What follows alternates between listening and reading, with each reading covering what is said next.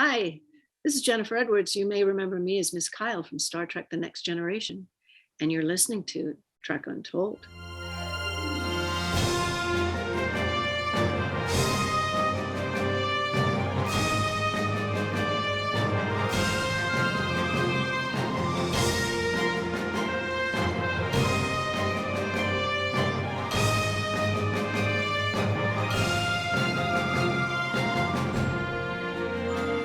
Hello and welcome to Trek Untold, the Star Trek podcast that goes beyond the stars. I'm your host, Matthew Kaplowitz. This week on the show, we're talking to some more Hollywood royalty because we've got Jennifer Edwards on the podcast today. Now, you Trekkies out there might know Jennifer Edwards from her appearance on Star Trek: The Next Generation as Micael, who is the character that Jennifer played on the Season 5 episode of that series, Higher Ground. That's the episode where Alexander Rozhenko officially comes to live with Worf on the Enterprise. Hijinks ensue, and Jennifer Edwards plays the teacher who has to deal with this pair of Klingons who do not get along yet at all. Beyond Star Trek, Jennifer's story goes pretty far back because she is from a very famous Hollywood family. In fact, her father was Blake Edwards and her stepmother was Julie Andrews. Now, if you don't know who either of those names are, you are either very, very, very young or have been living under a rock for a long, long time. I don't quite know which one it's going to be, but if you haven't heard of these folks, you should. And if you don't know, you're going to learn all about both of them today. Jennifer has had the pleasure of working with a lot of very, very well-known and very prolific actors through her career. And surprisingly, I found there were a ton of Star Trek connections scattered throughout her entire resume. Jennifer's paths have crossed with some Star Trek mainstays like William Shatner and Denise Crosby, but also many really excellent guest stars, including Gene Simmons and a bunch of others we're going to talk about today. And as it turns out, some of those folks were in fact guests on this very podcast. So in other words, that's a shameless plug that by the time you're done listening to this week's show, you might want to go back in time and check out some of those earlier episodes to hear some of their stories, and oddly enough, how some of them actually correlate to this episode. Jennifer has some awesome stories that I think you're going to really enjoy hearing very much about her life, about her parents, and all about her time on Star Trek, and a little bit more about Micael, because there's actually a much deeper story to Micael than you might think there is. This episode is no shot in the dark, so go ahead, sit back, and enjoy this chat with Jennifer Edwards. But before we start talking to this week's guest, I want to remind you guys to make sure you are following Trek Untold on all forms of social media. You can check us out on Twitter, Facebook, and Instagram, all at Trek Untold, and that's one word, Trek Untold, no spaces in between. That's the best way to stay up to date on who our guests are for the week, learn all about them before the show begins, and check out all the random memes I post, because yeah, I do a lot of that too. If you're in a position to financially support the show, please consider becoming a Patreon member. Head over to patreon.com/trekuntold to see all the different ways you can help financially at different contribution levels. Some of the perks include early access to the episodes, having the chance to ask guests questions, and hopefully some more stuff that I'm going to figure out pretty soon. It is easily the best way to directly connect with me, as well as to meet other fans of this show. If you're looking to buy some Trek Untold merchandise, don't worry, that's going to be coming very soon. If you prefer to check out the video version of this podcast, head over to youtube.com/nerdnewstoday, where every Sunday I post these episodes in video format, which includes a lot of images and video from the guests that we're talking to. But the most important thing you can do to help support this show is please leave us ratings and reviews if you're checking us out on iTunes, on Spotify, or other audio platforms that allow you to leave reviews and ratings, or by subscribing to our YouTube channel, as well as giving our Trek Untold videos thumbs up, likes, and comments. All these interactions help push our podcast to the very top of these different platforms to make sure more Star Trek fans can find us. It costs you nothing to do other than a few moments of your time, so please, if you haven't done that already, consider doing so. So, without further ado, let's go ahead and beam up this week's guest. Computer, access interview file. And welcome back to Trek Untold, and now joining us on the other side of the screen, we've got Jennifer Edwards. Jennifer, how are you today? I'm good, Matthew. How are you? I'm doing all right. It's so great to talk to you today, and I like the paintings I've seen in the background, too. That's some nice work back there. Is that yours? Well, my dad, the two on the side are ones that I did, but my dad did this one, the big one. Oh, very nice. Yeah, he was an incredible painter and sculptor, and yeah. Well, we're going to jump right into that, and I got to say, I have a ton of things here I want to talk to you about, in particular because you have a lot of Star Trek connections throughout your career that we're going to discuss. I don't know even if you're aware of some of those, which is going to be fun to chat about, but Sure. Let's kick things off here with the question I like to ask all my guests first. And Jennifer, what's your earliest memory of Star Trek? Did you grow up watching it? Were you a fan of the show? Oh yeah, definitely. The original Star Trek, absolutely. Yeah. And one of the connections that you might be referring to, because I just realized it, was I did a movie of the week with William Shatner, Was that what, Go Ask Alice? Was that one of the That's ones one you of them. were- Yep. Okay, yeah. Yeah, so and Bill he hadn't even started Star Trek yet. So when I heard about the show and that he was on, starring in it, that made me want to watch it. Yeah, we're going to talk about Go Ask Alice a little bit later on, as well as a few other Sure. things here. But Sure. let's talk a little bit about your background, because this is really interesting. I'm very curious to hear a lot about this, because I already mentioned your dad, in fact. But the question is going to be, tell us where you grew up, who your parents were, and what little Jennifer wanted to be when she grew up. Oh gosh. Okay. Well, my dad was a director named Blake Edwards. My real mother was Patricia Walker. She was an actress as well. I was born in LA, in Los Angeles. When my parents divorced, my mom moved myself and my brother to London. My father then was soon to marry his next wife, who's still my stepmother, and that's Julie Andrews. And so I would actually go back and forth from London to LA when, school breaks or whatever. But I returned to Los Angeles when I was about 16 because I was working. I started working as an actress when I was 10 years old, which is, I didn't realize that that's what I wanted to do until I did it. And then I wanted to be an actress and knew I wanted to be an actress. So, the place to be basically was Hollywood. We have to mention too. I mean, obviously, folks know the name Julie Andrews. They should know the name Blake Edwards. But really, the Edwards family, it's some, real true royalty. And I mean, I feel like I'm talking to royalty right now because the Edwards family is a generational Hollywood family, isn't it? Yes, my youngest daughter is fifth generation in Hollywood. Yeah. Wow.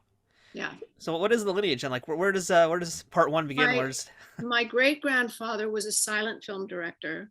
He directed the original Cleopatra and numerous silent films. And then my grandfather was a first assistant director and a production manager.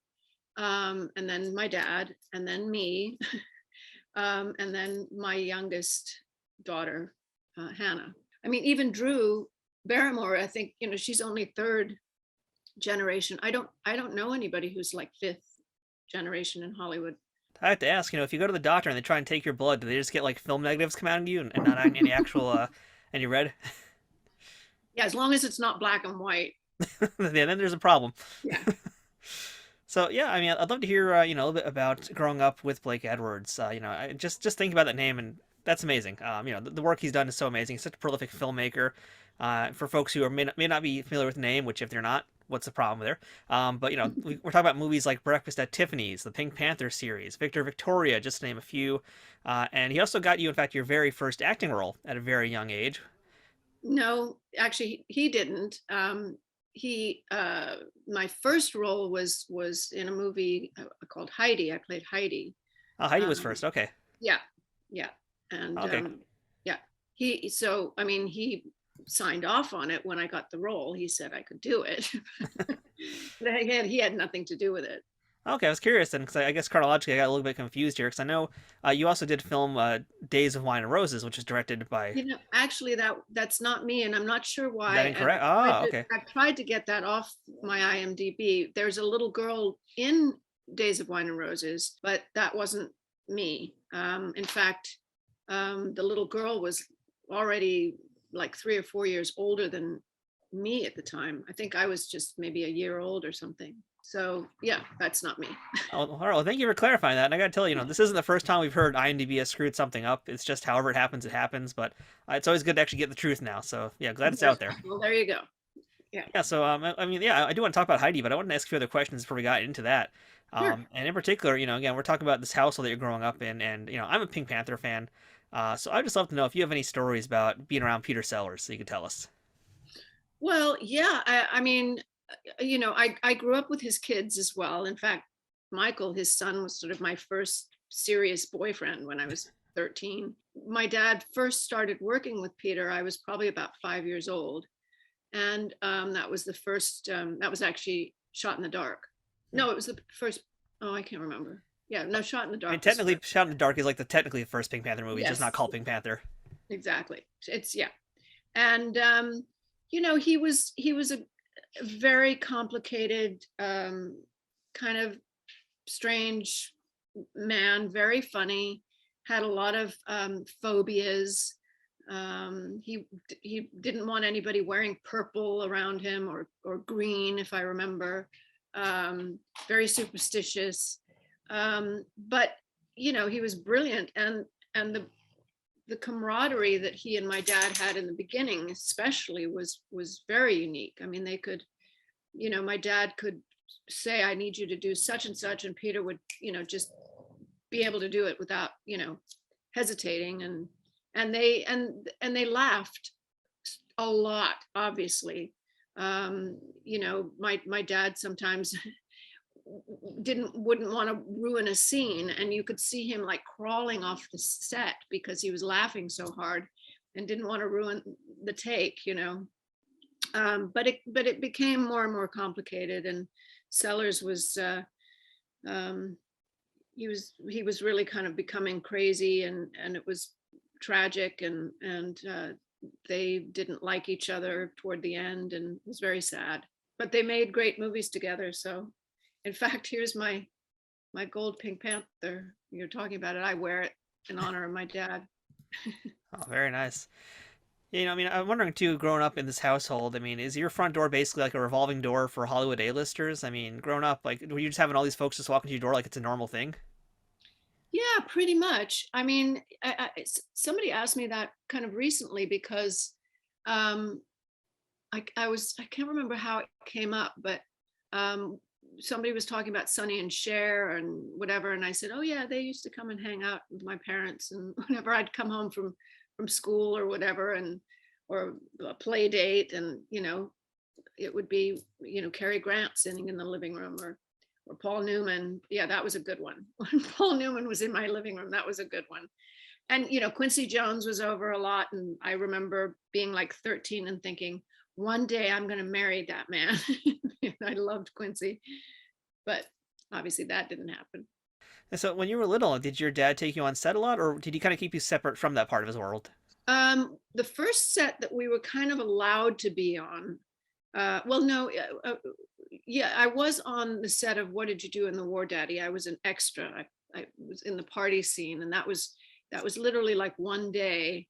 I was about 8 years old, and then the next maybe seven, the next time where my brother and I were allowed to be on set quite a bit was The Great Race. So 65, 66, something like that. I mean, I know it's hard to think back to that time period as well, because you're a little kid and memories might not be super clear. But do you have any fond memories that day, or can you remember anything from your time then? Well, the first day that my brother and I were on the Great Race set was, I don't know if you're familiar with the movie, but there's a scene on an iceberg, and I was just so kind of blown away by the fake snow and how the iceberg looked, and the whole special effects were just kind of blew my mind back then. And it was sort of like a kiddie playground. That's a good way to put it. I mean, was it overwhelming for you to have all this craziness happening? No, not really. I mean, It's in your blood after all, right? kind of, and all a lot of the kids that I knew or hung out with, when I was younger, they all had famous parents as well, so it just kind of seemed totally normal. I mean, Tony Curtis and Jack Lemmon, who were in The Great Race, I grew up with Jamie Lee and Kelly Curtis, and with Jack's son Chris, and so it was just like being on a set with family, basically. I knew Natalie. RJ was in the first Pink Panther movie, so I knew Natalie. It just was kind of like being in my own living room in a sense. I mean, what a crazy living room it is to have. I mean, you just walk in and, oh, hey, look, there's Cary Grant, there's Jack Lemmon, there's Tony Curtis. Yeah, no big deal. Yeah, no. Right.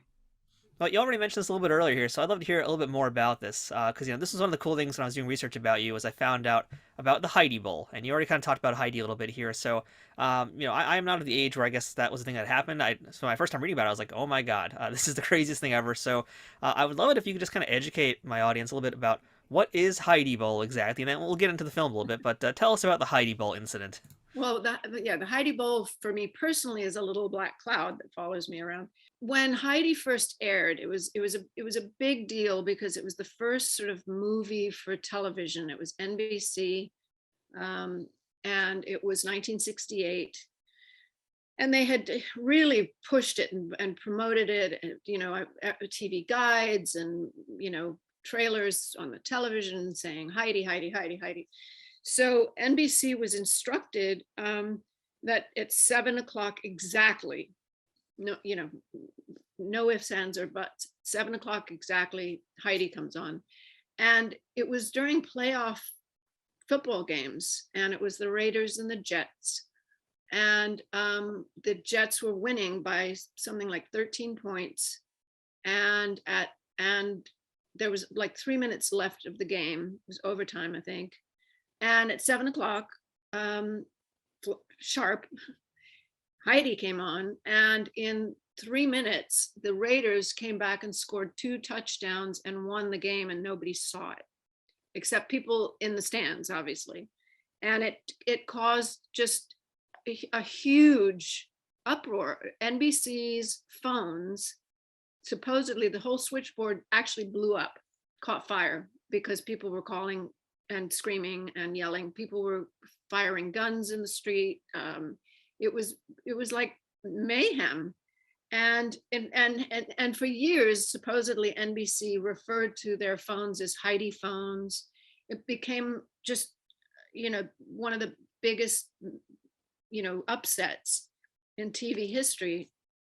And it changed television in terms of, no game is ever preempted now by anything.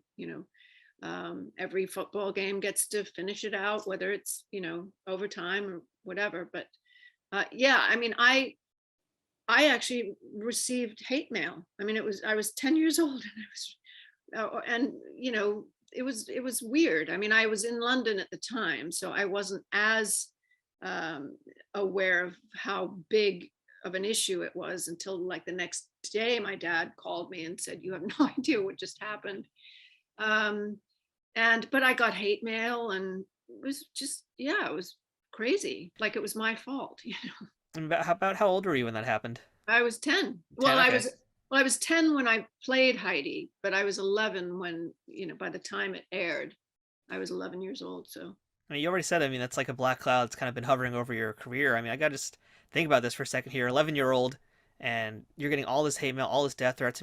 How scared were you? Did you even want to continue acting? How were you feeling back then? Well, as I said, fortunately, I was in England, so it wasn't as prolifically, I wasn't. I wasn't hearing the discussions as much as if I had been in Los Angeles. So no, it didn't deter me at all. It deterred my parents a little bit. They kind of didn't. They saw how people reacted, and there were fantastic, other positive things that happened from it. It was critically acclaimed. It was the highest rated TV show. A lot of good things happened from it. And but I think my parents were worried a little bit, and because I got a lot of offers after that. And my dad in particular was like, "No, you need to be in school, and I don't think it's good for you, or good for any young person, basically." And so, but I kept fighting for it. And then finally, when I was about 13, he said, "Okay, I'll get you in, see if we can get you an agent and whatever." And then I started kind of working more. So, but yeah, and it was an incredible experience. It taught me a lot in terms of being an actress and being on a set and working with, Sir Michael Redgrave played my grandfather, and Maximilian Schell played my uncle. The cast was phenomenal. It was John Williams's first movie as a composer. So a lot of good came out of it. So. And you know how I mentioned we have a lot of different Star Trek connections throughout your career, and one of those is actually in Heidi, because Gene Simmons is in this film. Oh yeah, of And Gene course. Simmons Yeah. did an episode of Star Trek Next Generation. She was in the Drumhead, which is one of the most beloved episodes of Star Trek Next Of Generation. course. So yeah, I'd love to hear a little bit about working with Gene Simmons. She was, boy, one of the nicest, kindest, because I was alone a lot for like 8 weeks. I'm not completely alone. I had a nanny and there was a tutor and all of that because of my age. But my real mother wasn't on the set very much because my brother was in London and he was in school um, so she kind of took me under her wing, sort of as the mom, because her daughters were also back here and in LA, and they were young, and so she and I had at one point our hotel rooms were right next to each other, and before we would go to sleep at night, the beds were, we shared a wall, so she would knock on the wall to say goodnight, and I would knock on her wall to say goodnight. And I mean, she was just very protective and very kind and sweet. And I remember how, I literally remember how she smelled. I mean, she used to just embrace me and hold me, and she was lovely. Everybody was lovely on that film, I have to say. But yeah, I mean, she became like a surrogate mama, which was lovely. So Heidi really kicked down a lot of doors for you because at this point, now your career is going. You're just in this huge, huge movie here. So business is about to pick up for Jennifer. So I'm curious, along the way, did you start attending any acting schools? I mean, did you start to pick up any formal training, or how did this basically go along for you? It wasn't until I actually moved back here and I started at a high school that actually is no longer around, but it was a performing arts high school in Santa Monica, California. And so there were, we would have class, we would have acting class, and we would do plays and all of that. So that was the first time I ever really had any kind of structural, acting courses. When I got Heidi, my father said something to me as I was literally boarding the plane to go to Switzerland, and at 10 years old and all by myself. He said, I want you to remember two things. There's no such thing as acting, it's all reacting, and to listen. And he kind of, you know, embellished that a little bit and said, it's not just about listening to what the other actor is saying, which is obviously important, but you react to things that, like my dog is drinking her water bowl. I'm listening, I'm reacting to it, whatever that means. But those two things made the most sense to me, and they still make the most sense to me today. There's no such thing as acting, it's all reacting, and to listen. And that carried me through. And then I did several master classes. I studied with Nina Foch from like 1980 all through the 90s. I studied with Roy London. I studied with a wonderful comedic teacher named Ed K. Martin. So I did do my due diligence in terms of classes as I got older. I mean, those two lessons you got from your dad there early on, I mean, those are pretty huge things to learn and to understand, especially at a young age, because there's actors, who are adults who don't even get that. It takes them many, many, many years to pick that up. And you basically were told day one, here's what you got to do. And that's definitely one of the benefits of having someone like Blake Edwards as your father. I mean, that's got to be beautiful advice to have. It does help. Yeah. But it's also then, you actually got to take those words and put that into actual practice. So, I guess let's kind of break down a little bit about how Jennifer Edwards acts. So, when you get that advice, you have that knowledge, you have that information. What do you do on set? How do you get yourself into a character? How do you take these lessons and make them reality? Well, for Heidi, for instance, and because that was really the first time, I just sort of put myself, because the relationship between Heidi and her grandfather is basically the whole story. Yep. And I was very close to both my grandfathers, but my mother's father was actually sick. He had found out shortly before I went to do Heidi that he had cancer. And so I just kind of kept thinking about how I felt about him and kind of transferred it to Sir Michael a little bit, if that makes sense. And we had Delbert Mann was the director, and he was an Academy Award winning director, and he was a lovely, lovely human, and he really kind of just let me be.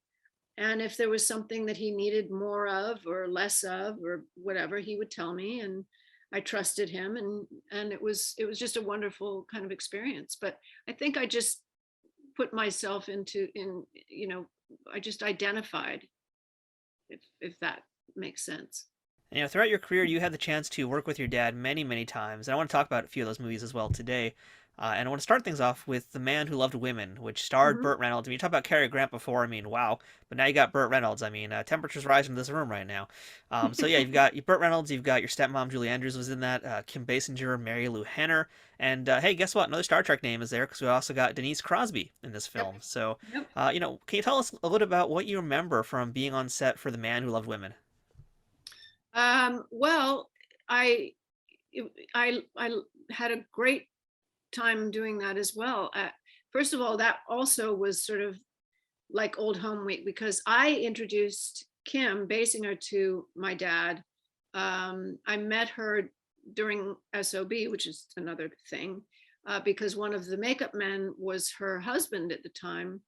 And we all rented a house together. So I actually was a roommate, and I think she'd done maybe one TV show or something. She'd done some commercials, and I just kept saying, "You've got to meet my dad. You've got to meet my dad." And I drug her down the beach one day, and brought her on the set. And she's a very shy, very humble, um, absolutely stunningly gorgeous woman. And she kind of sat in a corner. And I finally said, I drug my dad over, and I said, "You need to meet this woman." And of course, then she did like 3 movies with dad. But so Kim was on the set. I was also really, really, really good friends with Mary Lou Henner, and Denise Crosby was my sister-in-law at the time. She was married to my brother at the time. So once again, it was like, just having fun with your friends on a set, and getting paid for it. So and I love Burt. He was just so great. I worked with him on that, and I worked with him on a TV movie as well. And he was hilariously funny, and just an absolute comedic genius, and so kind. It was fantastic. It was great. And I don't know necessarily if you have any stories you want to tell us about this film here, but I just kind of wanted to bring this up because there is, again, we're talking Star Trek connections that you have throughout your career. And one of them is a film you did called That's Life, which was, again, directed by your dad. It starred Jack Lemmon, Julie Andrews, and the Trek alumni we're talking about is also a former Trek Untold alumni who's been on this show. That's Dana Sparks. And I don't know if Oh, you of know if you remember course. Dana. Of course. We just had lunch like a few weeks ago. Oh, wonderful! Yeah, 'cause she actually on the show told us a story about that, being her first, basically one of her first gigs, and how Blake basically, how your father discovered her on the beach, I think it was, right? So that's just kind Yeah, of fun to they hear. were they were neighbors. She was when she was married to her husband at the time. They were literally, they lived right next door to my parents. So yeah, one day she was walking on the beach, and my dad, my dad was the man who loved women, basically.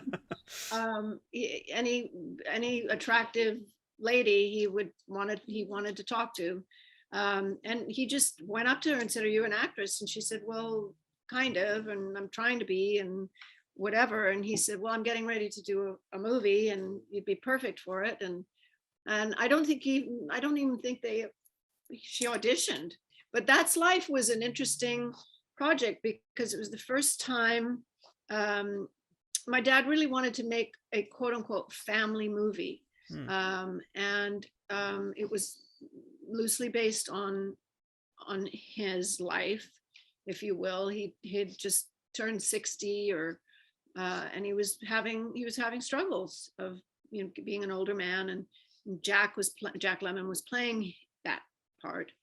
And there was really no script. There was a treatment, and so we would show up every day, and go through what he wanted the scene to be, and we basically would ad lib as actors. We would just say, whatever we felt would the scene needed, and the script supervisor would write it all down, and he would say, okay, that's good, or let's put this in, or let's do that. And then it was like an improv. It was amazing. It was a great experience. And then we would just shoot. And yeah, but there was, once again, it was like family, because Jack, my stepmother, obviously, the man playing my husband was Matt Latanzi, who was married to Olivia Newton-John, who was one of my best friends. So Liv was on the set quite a bit. And yeah, so it was just really easy and simple. And Chris Lemmon played my brother, and he was like a brother. So yeah, and my sister Emma was in it.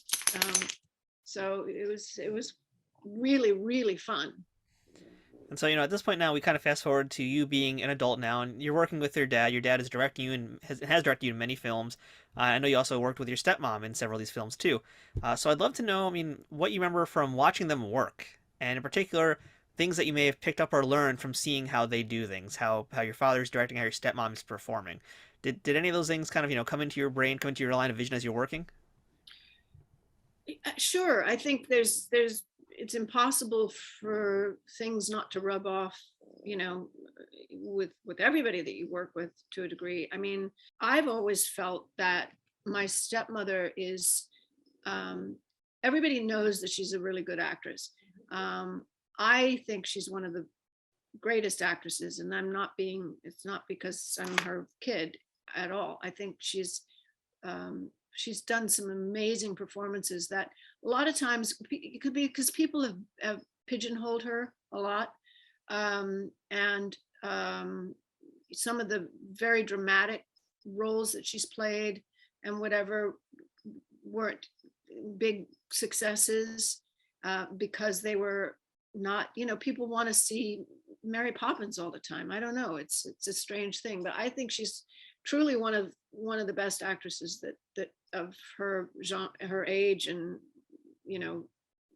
that we have. There's a reason why she's a dame. My dad, I always learned, every time we worked together, and sometimes when I would just go and visit a set that I wasn't working on, I was just always amazed at one thing that he would do is, because he wrote most of the things that he directed, he could show up on a set. He would call 10 o'clock in the morning on the set, 5 o'clock wrap, because he already knew exactly where the camera was going to be for the next morning. So as soon as he walked on the set, everything was completely set up. There was no downtime. Crews loved working with him because it was an 8-hour day almost all the time. And he didn't abuse, he didn't do take after take after take after take. He was one of the first people too who helped develop the video playback, which everybody now has. But at the time, he was really the only person that was using it. So it was great because he would do a scene, and then he would watch it on the video playback, be able to say, okay, we need to do this angle now, or that's great, print, let's move on, as opposed to going to what used to be referred to as dailies, or, which would be, you'd watch everything from the day before on a big screen and edit and all of that. And so he had very short work days, which everybody really appreciated. But, I learned things like, William Holden, working with Holden was amazing, because he would do things like, he would say to the cameraman, okay, so if what lens do you have on? And the director of photography would say, well, it's a whatever. And so Bill knew that if he walked 4 spaces this way, he'd be out of frame. He knew stuff like that. That's brilliant. I still don't know stuff like that, but it does make me now say, okay, where's my frame? If I go here, can you still see me? So that's a lesson learned, I guess, too. Yeah. So And in addition to not only performing with your dad, you guys also collaborated on a film, which is called Just in Case, which I just found out about also, doing some research. It starred George Carlin and again another Trek Untold alumni, another person we've had on this show, which is Molly Hagan. She's also been on Trek Untold, and she was also in Star Trek. Right. So I'd love to hear a little bit about what it is like to now, it's one thing to perform in front of your dad. What's it like now to basically be writing something together and just having that much creative work with him? Oh, well, my dad always felt like he always called himself a writer first, because he started in radio as a writer. And even when he would write down, if he had to write what his occupation was, it was always writer. It wasn't director. He always, really felt more of a writer. Yeah, I came up with this. I wrote this treatment.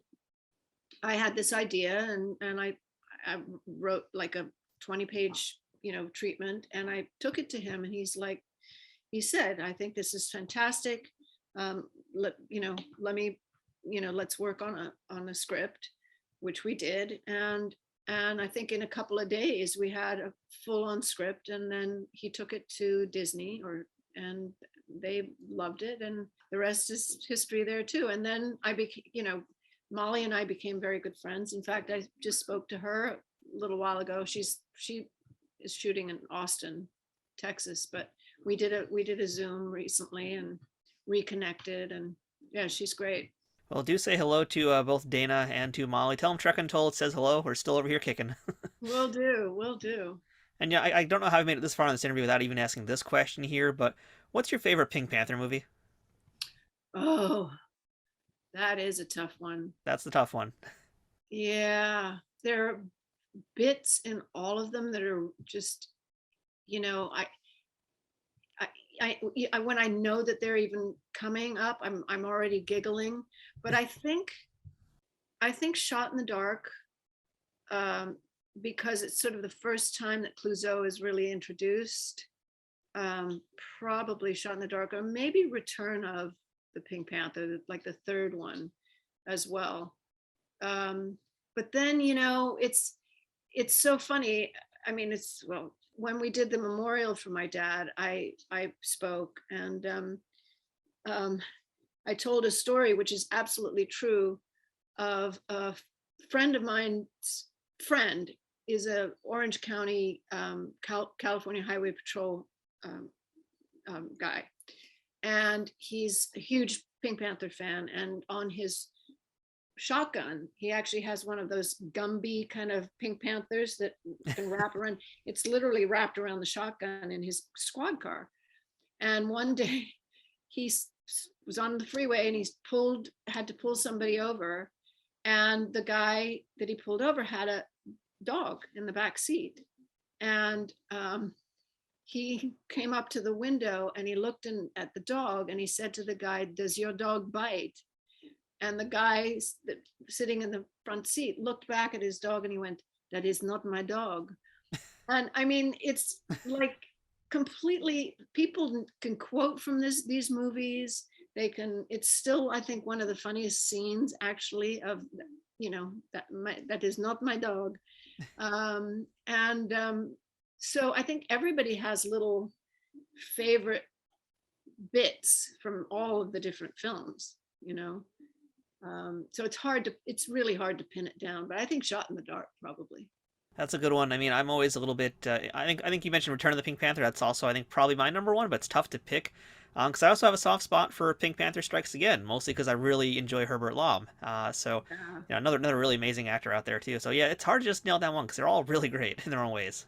Yeah, I think so too. So you already mentioned a little bit earlier in this interview that we were going to talk about Go Ask Alice, which I was able to actually find on YouTube. The entire film is on YouTube. So I got to see that William Shatner is indeed in this film in a bizarre outfit. And we got to add to, this is actually a few years after Star Trek had just ended, because that was 1973. I think that came out. So Star Trek had just wrapped up basically a few years earlier. So I guess Shatner is trying to find some new places to go. He has this bizarre mustache. I don't know if it's real or what was up with that, but it was okay. Yeah, not real. I don't think it was real. I don't think it was. It looked very awkward on him, that's for sure. Yeah. Well, that was an interesting movie because it was, first of all, it was based on a true story. It was based on a diary. And once again, I was the youngest person. I was 15, and I was playing a 15-year-old or 16-year-old, and all the other kids were in their 20s playing 15, 16. So, well, Bobby Carradine was like 17 at the time, but everybody else was sort of 20. And we went to the director, this was his first movie. He did documentaries up until this point. And we all said, the writing is not how we talk. There's a lot of like far out and, that kind of thing. And we didn't speak like that. So he said, okay, basically ad lib, improv. So once again, I was the first sort of experience of just kind of, he just let us go. And of course, Shatner was much more, I mean, he never, whatever was written, he said.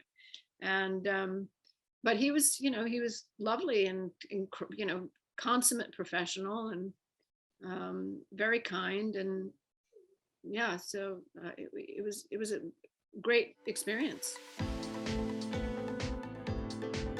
Trek Untold will return momentarily.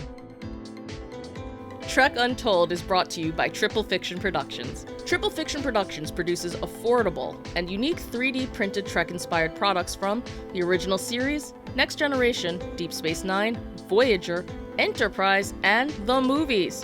Ranging from prop replicas to use in a fan film or cosplay, to accessories or playsets for figures in all different sizes, Triple Fiction Productions has got you covered. Past pieces for toys have included large centerpieces like 10 Forward from the Enterprise D, shuttlecrafts complete with working lights, and the Voyager Bridge, with smaller pieces including Borg alcoves, the Genesis device, and the dreaded arch-enemy of Worf, barrels.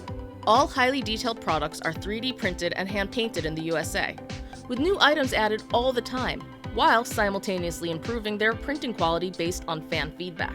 To learn more about their products, visit triple-fictionproductions.net or visit them on Facebook at facebook.com/triplefictionproductions. Want to get 10% off your next purchase? Use code UNTOLD10 at checkout to receive this discount. Not applicable during sales or clearance events. That's code UNTOLD10 to get 10% off action figure dioramas, accessories, and prop replicas. Triple Fiction Productions, taking Star Trek where no 3D printer has gone before. Hi, I'm Jonathan Frakes. If you're of a certain age, you may remember me as Commander Riker from Star Trek: The Next Generation. And my wonderful brother Daniel died with pancreatic cancer 24 years ago. They opened him up, they diagnosed, they said, you've got 6 months to live. And that was it. He died 4 months later. And at that time, there was a 3% survival rate. Since then, we've grown to the embarrassingly high number of 10%. But a dear friend of mine, and probably all of yours, Kitty Swink, is one of those 10%. She has survived pancreatic cancer for 17 going on 18 years. Pancreatic cancer is the third leading cause of cancer-related deaths in the United States, with a 5-year survival rate. That's just 10%. And more than 60,000 Americans are estimated to be diagnosed with pancreatic cancer in 2021. More than 48,000 will die from the disease. Because symptoms are often vague, can be hard to detect. That's why I'm supporting the Pancreatic Cancer Action Network, the leading patient advocacy organization committed to fighting the world's toughest cancer. PanCan is working hard to create outcomes for this devastating disease through its groundbreaking research in early detection and better treatment options. PanCan drives progress by funding life-saving research, providing personalized patient services, and creating a community of supporters and volunteers like you who will stop at nothing to create a world in which all pancreatic cancer patients will thrive. You can help support our important mission by donating today at pancan.org. Thanks for your time. We now return to Trek Untold. All right, so Jennifer, let's beam into our Star Trek discussion here. So we are talking Star Trek The Next Generation, Season 5.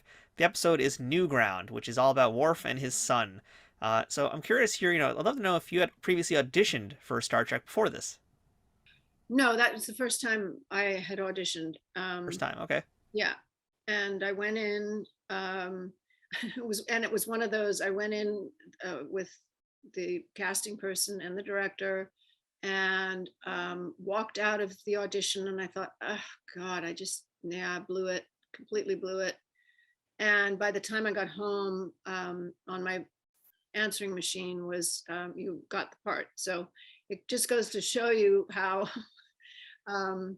you'd never know, because I didn't feel I did a good audition at all. But I obviously did. And but it was, when I went in, my agent said, this is probably going to be a recurring role, and do you want to be tied into something like that? And I said, sure, yeah, absolutely. I mean, I as I said, my former sister-in-law, Denise, she'd done a year of it, and she said it was a fantastic crew, fantastic, cast, all of that.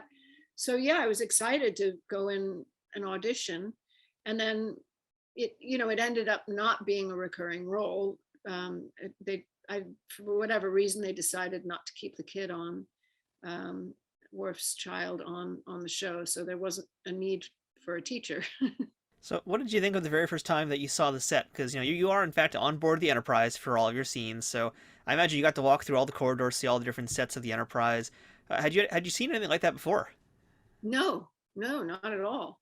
I mean, I remember the first day of putting on my uniform and feeling just incredibly, I don't even know what the right adjective would be, but just, I was just embodied in this kind of treasured series, and once I put the suit on, it was like, okay, I've landed. And yeah, the sets were amazing. Everything was amazing. Michael's Worf makeup and all of that. It was great. I see Brent Spiner all the time. I've seen him over the years, he and his wife, and became friends. And yeah, it was just, I felt very special being on the set, and everybody treated me very well. I mean, as you just mentioned too, it is a very Klingon heavy episode, because most of your scenes, if not all of your scenes, are with Michael Dorn and with Brian Bonsall as Alexander. So you're with all these folks in heavy makeup in this case. Were you disappointed that you didn't get to be an alien and you didn't get to wear any prosthetics like that, or No. you were just happy to be a human? Yeah, well, I did well, it was much later, but I did a horror movie, a Roger Corman movie at one point, and for the last maybe 30 minutes of the film, I look like Freddy Krueger. So I've done the prosthetic makeup, and it's not fun. It's not fun at all. So yeah, I don't think I would ever want to do it again, and I'm glad I didn't, for that episode have to.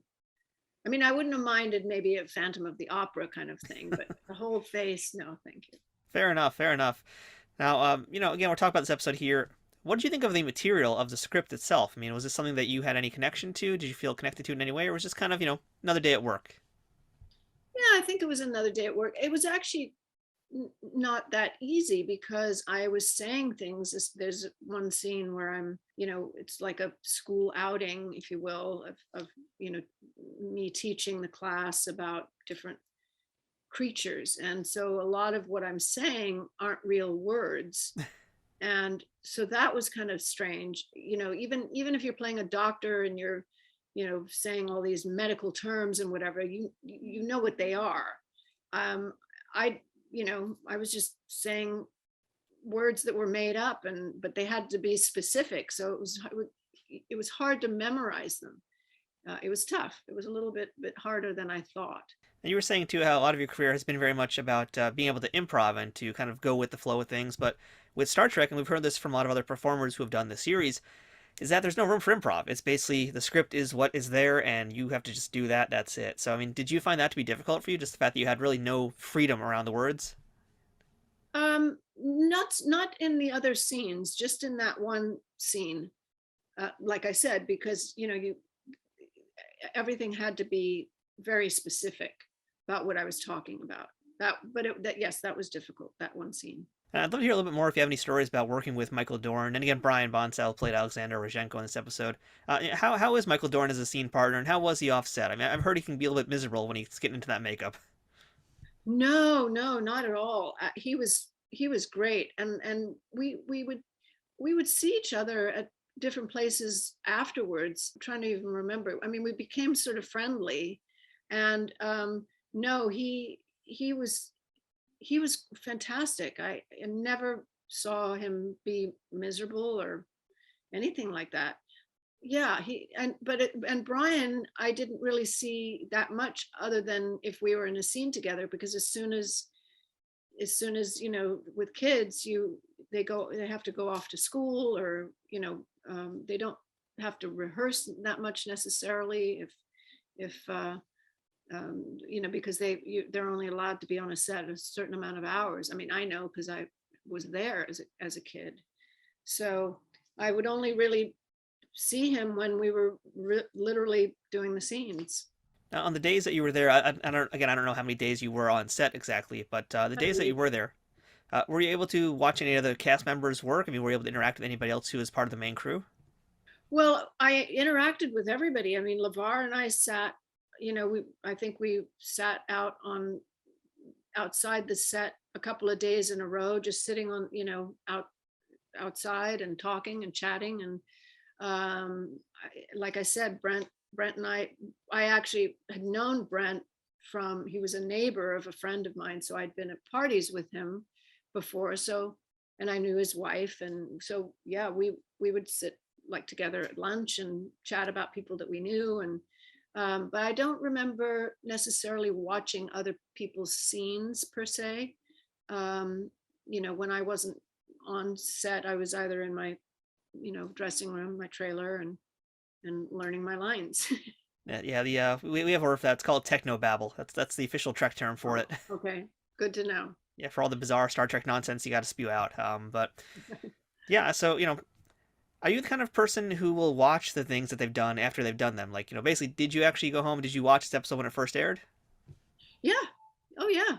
What did you think of it? Definitely. Yeah. I thought it was fantastic. I was, kind of sad when I found out that they weren't going to bring the character back, because I after a week I sort of felt like I was like I had embodied Micael fairly well, and I thought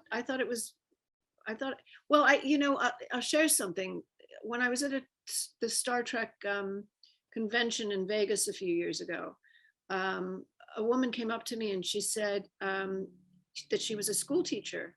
And she said, I have to tell you that your episode really helped me in a situation with a boy in my class, because of how you portrayed her.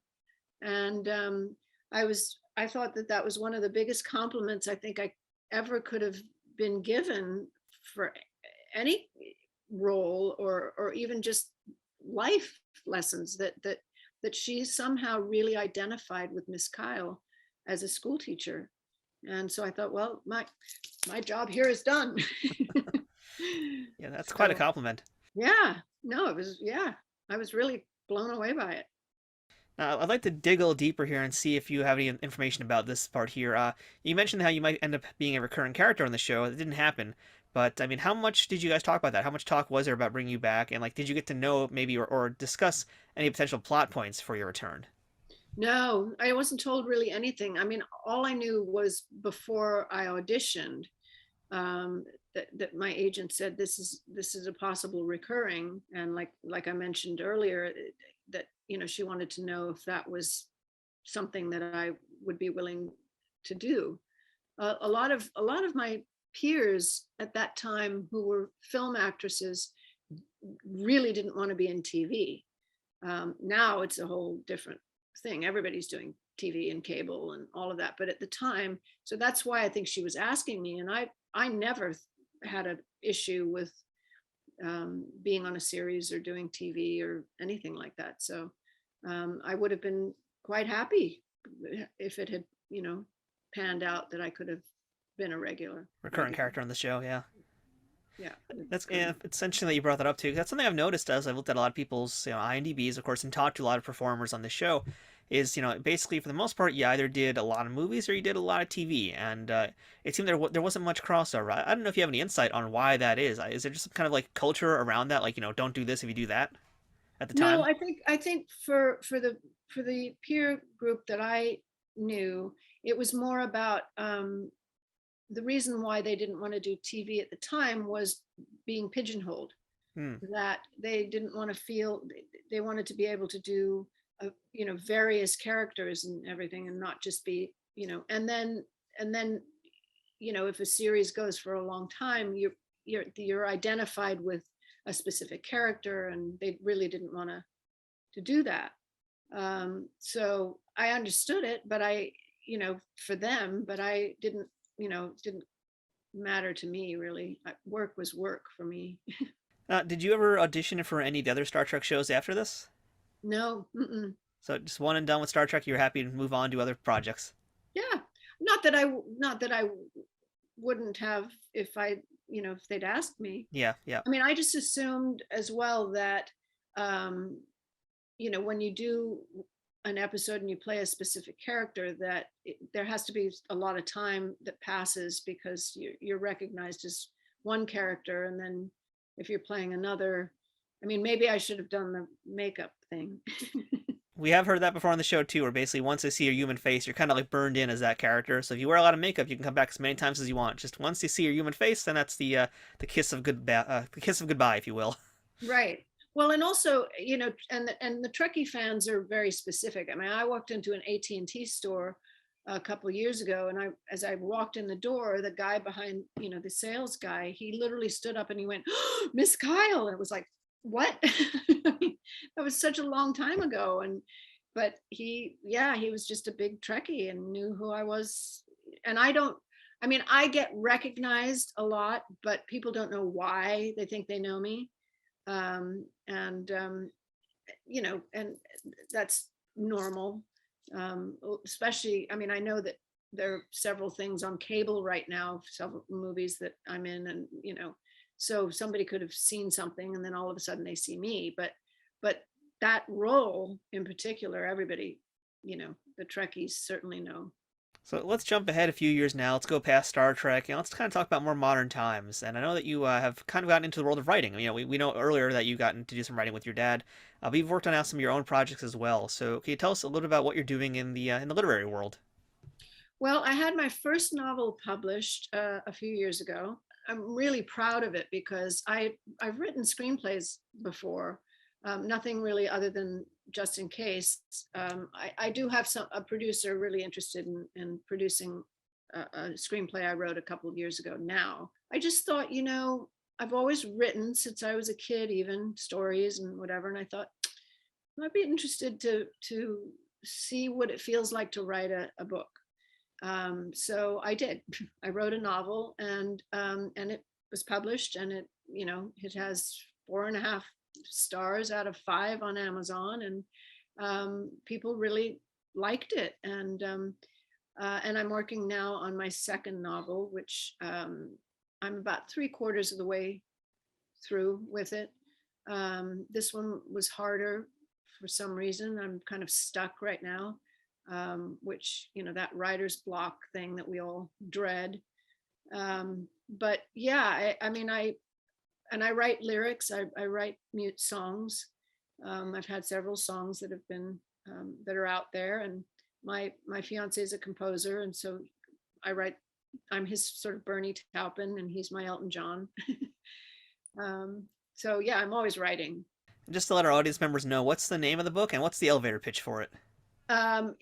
It's called When Angels Cry, and it's about a divorced middle-aged woman who goes home to live with her mother who's suffering from dementia. And it's sort of family secrets that all of a sudden come out. It's a mother-daughter relationship. It's also a sexual awakening of a middle-aged woman who's written romance novels, and she writes about these erotic, situations and whatever, but has never really had them in her life personally, just in her mind. But now that she's a single woman, she's finding that she is, very capable of having a nice, good sexual time and experiences. And so it's a lot of things.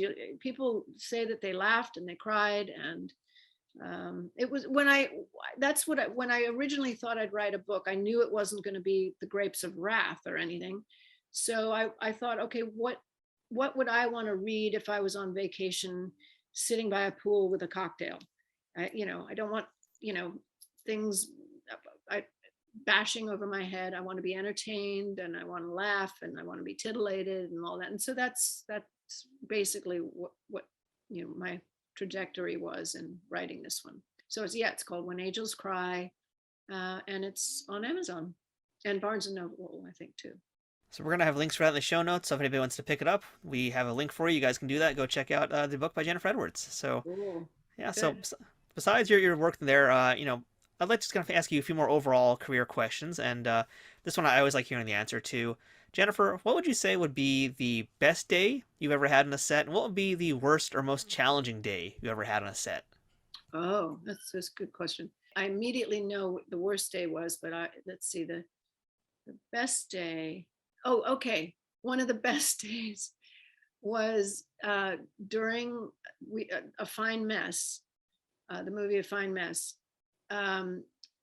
Howie Mandel and Ted Danson and I kind of became the Three Musketeers, but Howie and Ted are also big pranksters, like my dad.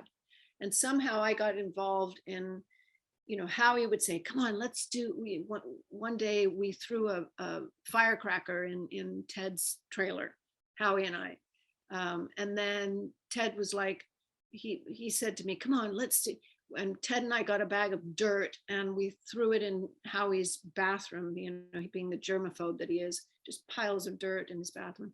But one day Howie stole a golf cart off the lot of the studio we were at, and Ted and myself and Maria Conchita Alonso all took the golf cart through Culver City, through major streets, just driving around in this golf cart, and in traffic. And it was kind of dangerous, but it was fun and we laughed a lot. So that was probably the best day, just tons of laughter. And we went on other people's sets. We'd just drive up, the ramp and visit other people's sets. It was just silly. The worst day probably was on The Man Who Loved Women. We were shooting in Houston, and it was a scene with Bert and myself and Kim Basinger, and there were maybe 300 extras. It was a barbecue scene, and all of a sudden we could see on the horizon not one, not two, but three twisters in the horizon. Oh wow! 3 of them, and it was basically everybody was like, every man for themselves. All of a sudden the rain started, huge drops of rain. I've never been in a storm like this. And these tornadoes were heading right at us. And a lot of the extras were older women with blue hair. But anyway, people are running for cover. And I was told to run for Bert's bus. He had a big, that was his dressing room, and it was a bus. And as I'm running for it, his driver is very, very slow, but the bus doors are open waiting for me, and everybody's going, come on, come on. Several people are already on the bus. And the wind had picked up so much that it literally caught me, and I was sort of sent in the air and then slammed back onto the ground. And I fractured was like L8. I fractured one of my vertebrae on my back. And yeah, the people on the bus said I literally was like 3 feet in the air before I was slammed back down. And we just took off on this bus. And at one point, the whole bus literally went, crossed like 3 lanes. And it was terrifying, but we got out of there, thank God. But it was probably, well, because I hurt myself. I think that's probably why it was the worst day. That's quite a horror story to have. Yeah, I mean that's a tough one to beat. That's for sure. From all the different horror stories I've heard in this show, that is a tough one to top. Yeah. But on a lighter note, I mean, since you brought this up, I can't let you walk out of here without asking you a little more about this. You mentioned your dad was a prankster, so tell me about that. What did he do? Who did he prank? What's the worst he did there? Well, he would. The one thing in particular, he used to work with a stills photographer, which means, most sets have a person who takes photographs, stills of what's going on in a scene. And there was a wonderful man named Sherm Clark, who was my dad's stills man for, I don't know, 30 movies maybe. And Sherm was very ticklish and very goosey, if that makes sense. My dad would go up sometimes behind Sherm and would literally just like pinch his butt, and Sherm would shoot like 3 feet in the air and scream. And, and Dad loved it. It made him, it made everybody giggle. But one of the things that Dad had back in the day was I think it was called hydrochloride. It's something where you can freeze if you're in pain. And my dad had broken his back and everything. And it was recommended that you spray it on and you can freeze, the pain. And it's this long invisible stream out of the container. And he would shoot it at Sherm's crotch. And you couldn't see it, and Sherm wouldn't be able to see it. And within a few minutes, all of a sudden, Sherm's crotch would be completely frozen, and he, yeah, things like that. He would be known to do. Or one time when he was working with Dudley Moore on the second film with Dudley, he put somebody, I don't know who it was, somebody was in an ape suit in the closet, so that when Dudley opened the door, the ape jumped out in the ape suit, things like that. So basically, not only was your dad a genius, he was also an evil genius. Oh, yes. Yeah. So Jennifer, you talked about a lot of folks who've been in your life, especially a lot of luminaries in Hollywood. But just thinking of your life as a whole, this could be anybody. What's the most valuable piece of advice you ever learned or ever got from someone that you still think about to this day? I think, the general feeling, and I'm trying to think who necessarily maybe said this, but somehow I think I always knew instinctively to be kind, and what my dad said about listening, but not just when you're on camera, but to really listen to people on and off the set. Be a good listener, and humility, I think, is what ultimately is important. I'm not sure if I had any. I had, interestingly, people like Cary Grant said to me at one point, probably was like 17 or 18 at the time, and he wanted me to talk his daughter Jennifer out of being in the business, and I said, but why, if that's what she wants to be doing? So there were a couple of, Ryan O'Neal did the same thing with me about trying to convince Tatum not to continue being in the business. And so if anything, I'm sort of improving here. I think it was more about just understanding that if you have that drive and that, it's my DNA basically to be in this business, that nobody should try and convince you otherwise.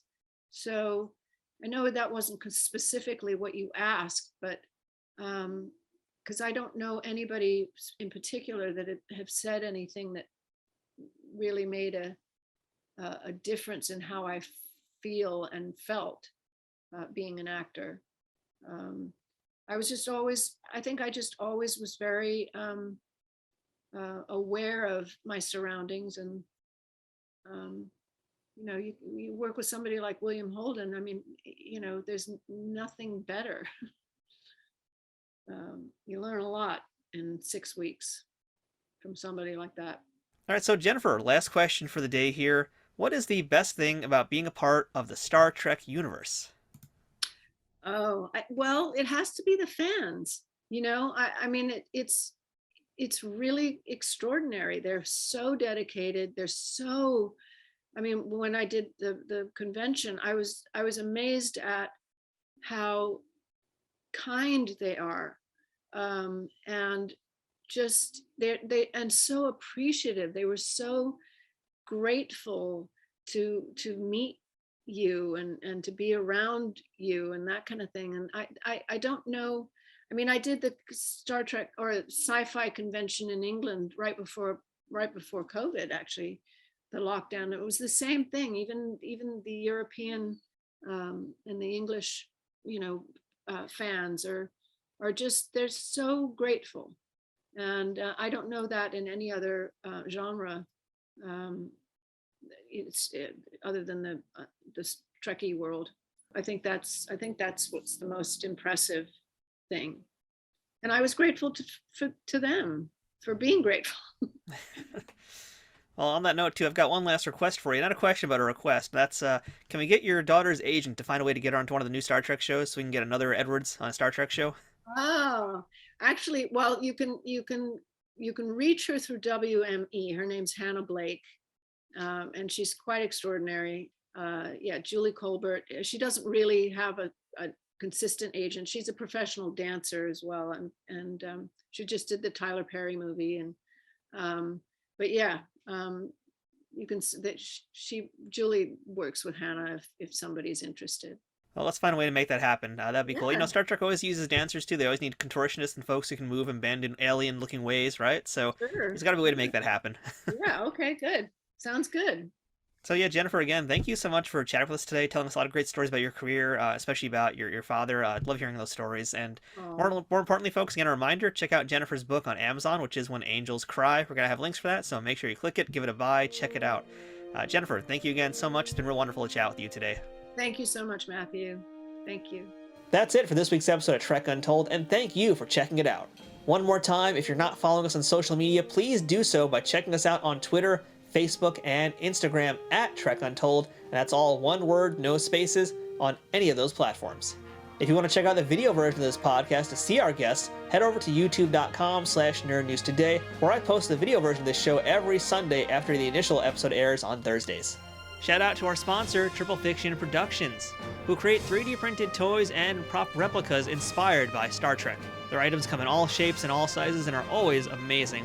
If you're in a position to financially support Trek Untold, please consider heading over to patreon.com/trekuntold to become one of our Patreon supporters. There's a lot of cool perks that you can get by becoming a Patreon supporter, including early access to the episodes, the ability to ask our guests questions, and a lot more cool stuff coming very soon. Please consider leaving a rating and review on iTunes or any other audio platforms that you listen to the show on that allow you to do so.